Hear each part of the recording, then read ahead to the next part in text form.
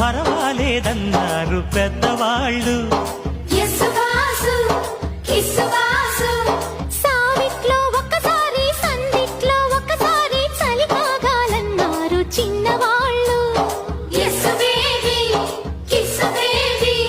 కొక్కరో బంగారు కోడి ముద్దడితే ముదిరింది వేడి.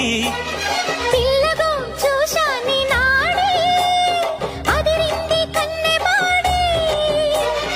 గుట్టుగా దోపిడి చెయ్యనా గుమ్మడి తాగలేను తీపి రాపిడి. నిన్నేమడగను ఎట్టాడగను ఒకసారి ఒడిలోకి రమ్మని.